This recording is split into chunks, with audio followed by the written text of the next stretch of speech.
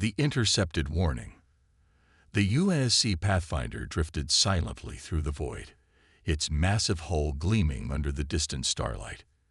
Inside the observation deck, Commander Elena Reyes stood with her hands clasped behind her back, her dark eyes scanning the endless expanse of stars. The ship had been on its exploration mission for 8 months now, charting the unexplored regions beyond the Arcturus stream, and tensions were mounting among the crew. "Commander," a voice called from behind her, "we've detected something unusual." Reyes turned to face Science Officer Kaijan, a tall man with keen eyes and a perpetual look of curiosity. "What kind of unusual, Zhang?" she asked, moving toward the data terminal where he stood. "A signal, ma'am. Unlike anything we've encountered before." Zhang pulled up a holographic display showing oscillating wave patterns. "It's not following any known communication protocols. The pattern repeats exactly every 42.7 seconds. Ray studied the display, her brow furrowing. "Natural phenomenon. Highly unlikely. The precision suggests artificial origin." Zhang manipulated the display, expanding the wave pattern. "What's most interesting is that it's coming from Sector 117. The dead zone." Rise raised an eyebrow. Sector 117 had been nicknamed the dead zone by the crew due to its complete lack of stellar activity. No stars, no planets, not even cosmic dust. Just empty, cold space. How is that possible? "I don't know, Commander. But the signal is definitely originating from there." Rise tapped her comm badge. "Lieutenant Commander Torres, set course for Sector 117. I want to investigate this signal." "Aye, Commander," came the reply. "ETA 4 hours at maximum sustainable speed." As the Pathfinder altered course, Reyes gathered her senior staff in the conference room. The holographic display at the center of the table showed the signal pattern continuously looping. "Protocol dictates we should report this to Fleet Command before proceeding," said Security Chief Marcos Diaz, his voice gravelly and cautious. "Dead zones don't just start broadcasting signals. Fleet Command is 3 weeks away by quantum relay," Reyes countered. "By the time we get a response, the signal could be gone. This could be first contact, people." Dr. Ilara Voss, the ship's xenolinguist, had been quiet until now, her fingers tracing patterns in the air as she studied the signal. "It's a language," she said suddenly. "Or at least, it follows linguistic patterns. Give me time with our AI, and I might be able to decipher something." "You have 4 hours, Doctor," Rice said. "I want to know what we're walking into." 3 hours and 42 minutes later, Ilara burst onto the bridge, her eyes wide with excitement and concern. "Commander, you need to hear this," she said breathlessly. "You've translated the signal?" Rides asked, rising from her command chair. "Partially. It's a warning." Ilara activated her tablet, and a distorted voice filled the bridge. "Retreat immediately. Harvesters approach. This sector is condemned. Final warning to all Xelar outposts. They have found us." The bridge fell silent as the message repeated itself. "It's on a loop," Ilara explained. "The same message, over and over. It's been transmitting for approximately 43 years, based on the degradation of the carrier wave." "Xelar?" Torres questioned. "We've never encountered any species by that name." "No, we haven't," Rides agreed, her mind racing. "And these harvesters, another unknown." "Commander," Zhang called from his station. "We're approaching the dead zone. But there's something else." His fingers flew across his console. "The dead zone isn't actually empty. It's cloaked somehow. I'm detecting massive energy readings beneath some kind of dimensional fold." Reyes felt her pulse quicken. This was why she had joined the exploration corps. For moments like this, tactical assessment, Chief Diaz. Diaz scowled at his readings. If there's something hiding in there, they've got technology far beyond ours. That dimensional fold shouldn't be possible according to our physics. Yellow alert. Rise ordered. Shields up, but weapons remain offline. We're here to explore, not provoke. As the Pathfinder crossed the threshold into Sector 117, the view screen flickered. For a moment, the empty void wavered like a mirage, and then suddenly, they were somewhere else. Before them floated a massive structure, a space station unlike anything humanity had ever constructed. It resembled a spiral seashell, stretching at least 20 kilometers from end to end, with glittering lights pulsing along its curved surface. Around it orbited smaller structures, like defensive satellites. By all the stars, Torres whispered. How was this hidden? The dimensional fold, Zhang answered, his voice filled with awe. They've created a pocket of subspace, hidden from normal sensors. It's brilliant. We're being scanned, Diaz reported, his hand hovering over the weapon's control. Maintain yellow alert, Rice commanded. Dr. Voss, prepare a first contact package. Standard greeting, all frequencies. Before Ilara could comply, the view screen changed again. A face appeared, distinctly non-human, with silver blue skin and large, multifaceted eyes that gleamed with an inner light. The being had no visible nose, just narrow slits where one would be, and its mouth was small and delicate. You should not be here, the being said in perfect English, startling the crew. How did you find this place? Reyes stepped forward. I am Commander Elena Reyes of the United Nations Space Command Vessel Pathfinder. We detected your warning signal and came to investigate. We mean no harm. The alien's eyes blinked in a rippling pattern. Warning signal. You understood our emergency beacon. Only partially, Reyes admitted. We know it warns of something called the Harvesters and mentions the Xalar. Are you Xalar? The being seemed to hesitate, its silver blue skin shifting hues slightly. I am Sentinel Talon of the Xalar Sanctuary Fleet. The fact that you detected our signal is concerning. It was frequency locked to Xalar communication systems only. Our xenolinguist is exceptional, Rice said with a nod toward Ilara, and human curiosity is persistent.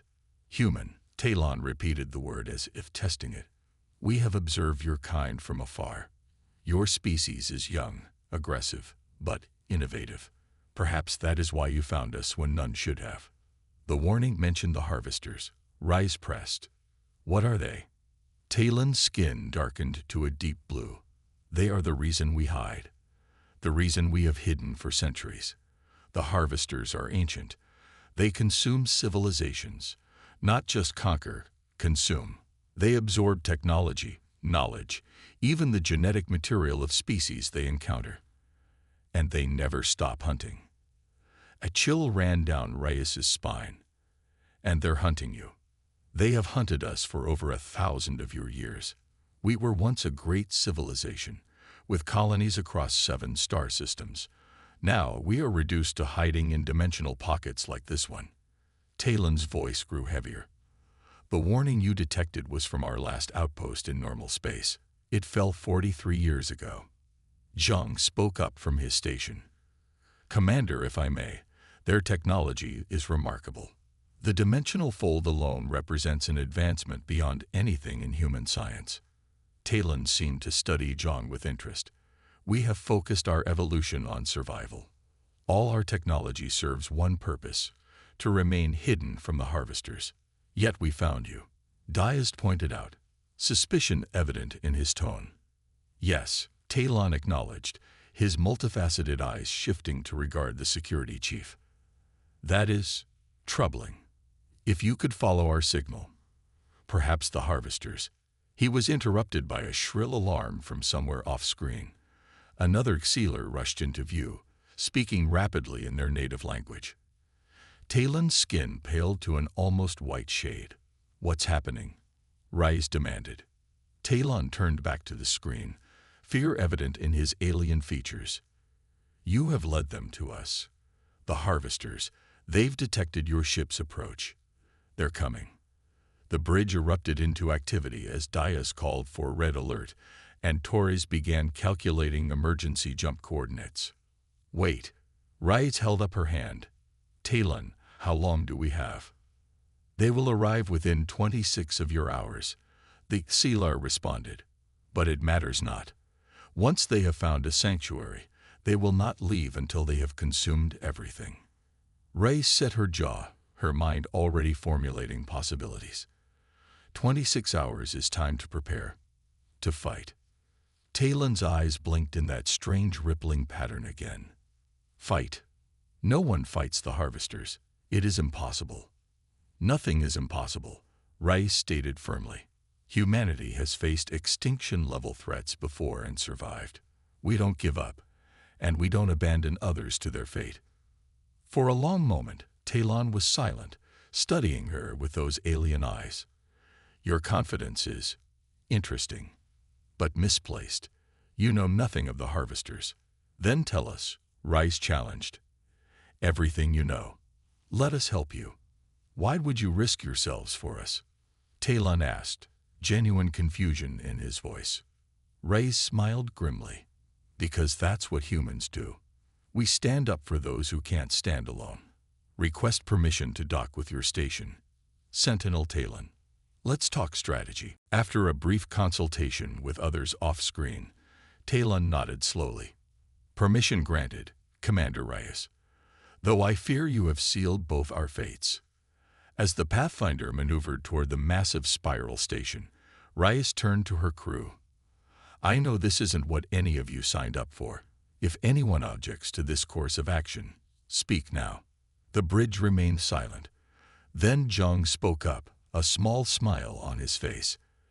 Actually, Commander, I think discovering new civilizations and facing impossible odds is exactly what we signed up for. A ripple of determined nods spread through the bridge crew. Very well, Rice said, feeling the surge of pride. Let's show these Sealar what humanity can do. And let's give these harvesters something they've never encountered before, a species that fights back.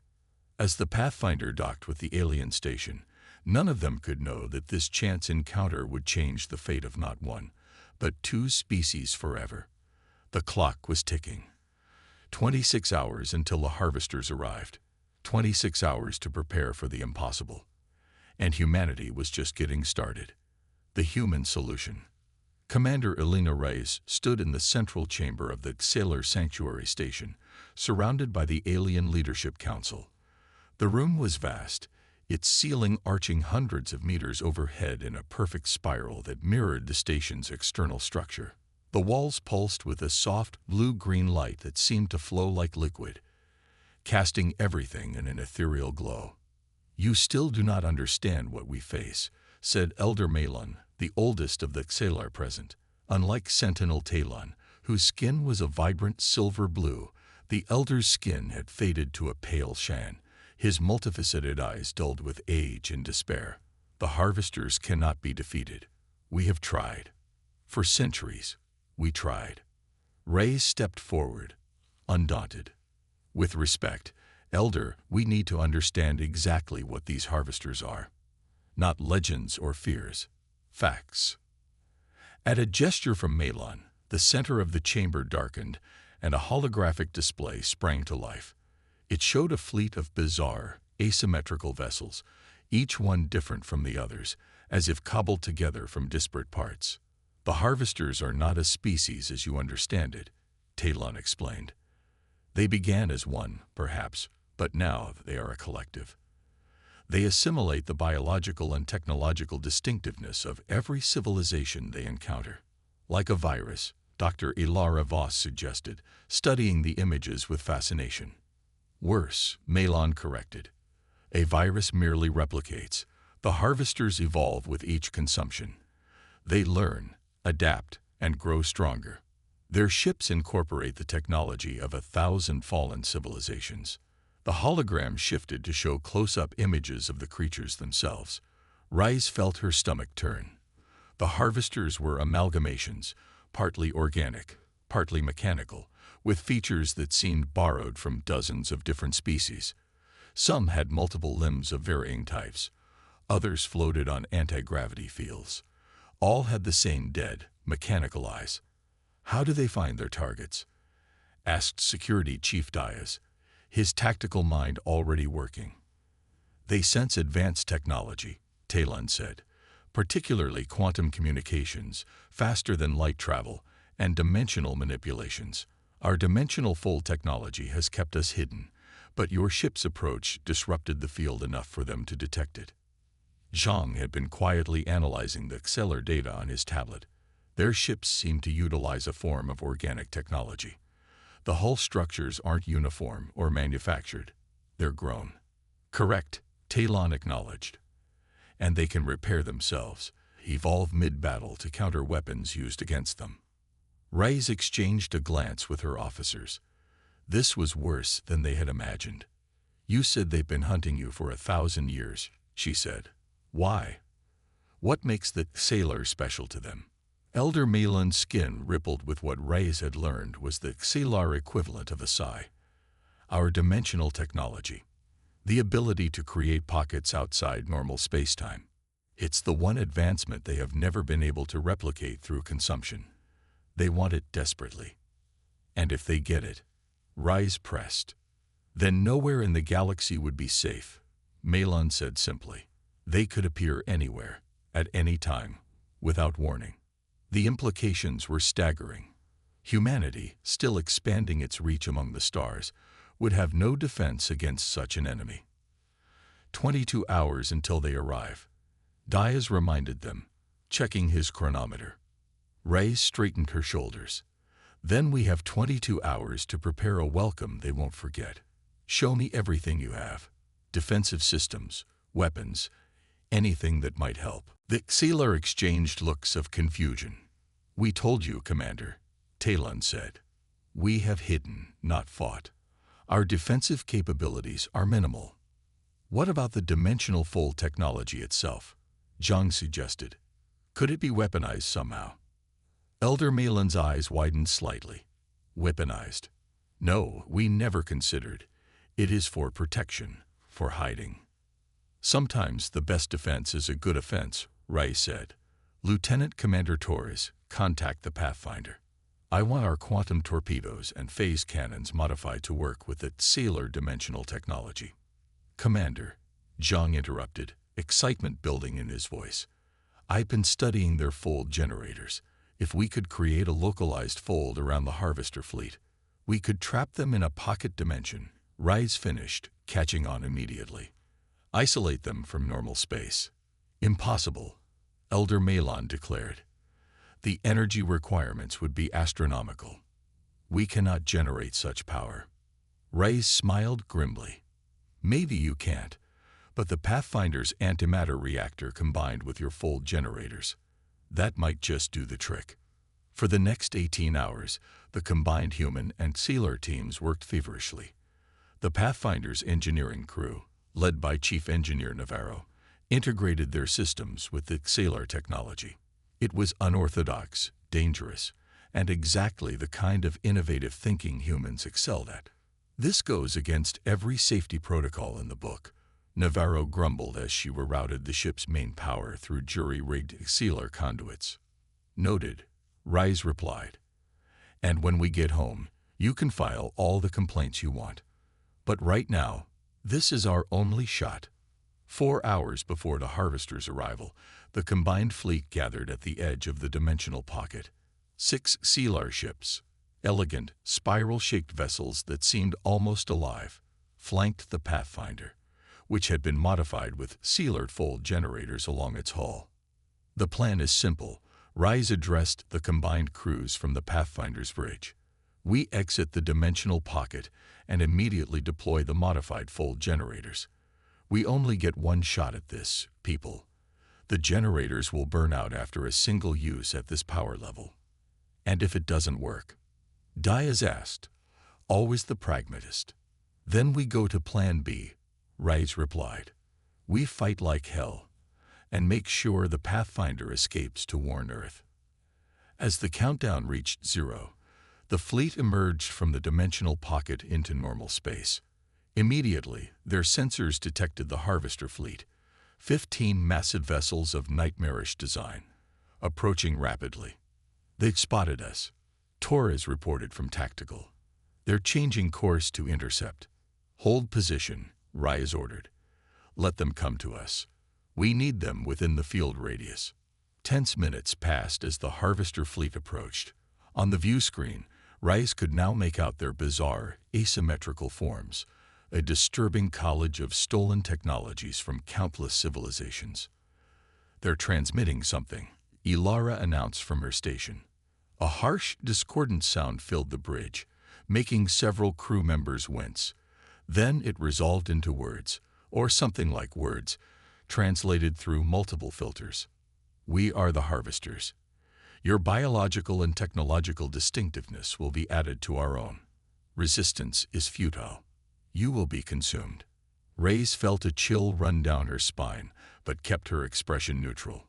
No thanks. We prefer to keep our distinctiveness to ourselves. They're within range, Zhang announced. All Harvester vessels are now within the projected field radius. Rais took a deep breath. Initiate the fold. Torres activated the sequence.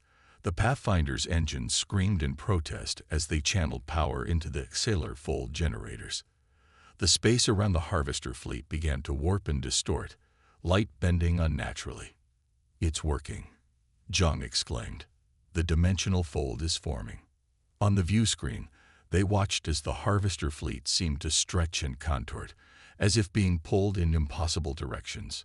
A sphere of distorted space-time enveloped them, growing smaller and denser by the second.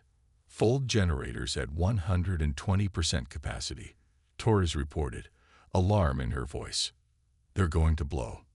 Hold it together, Rais urged. Just a few more seconds. The sphere of warped space continued to contract until, with a silent flash of light, it collapsed to a single point and vanished, taking the entire Harvester fleet with it.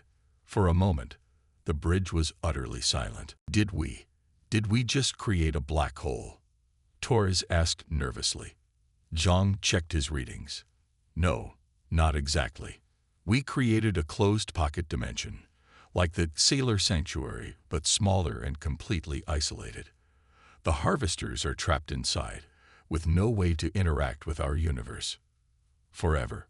Rais asked. Based on my calculations, Zhang replied, and the rate of dimensional decay, about 10,000 years. A cheer erupted on the bridge, quickly spreading to the Sailor vessels as the news was relayed. Sentinel Talon's face appeared on the view screen, his multifaceted eyes gleaming with what Rais now recognized as joy. You did the impossible, Commander, he said, his voice filled with wonder. In one day, you accomplished what we could not in 1,000 years. We had an advantage, Rais replied. The Harvesters had never encountered humans before. They didn't know what to expect. Perhaps that is your species' greatest strength, Talon observed. Unpredictability. Innovation. Courage in the face of overwhelming odds. 2 days later, as the Pathfinder prepared to depart, Elder Malon and the Sailor Council formally requested an alliance with humanity. Our people have hidden for too long, Malon announced in the Grand Chamber.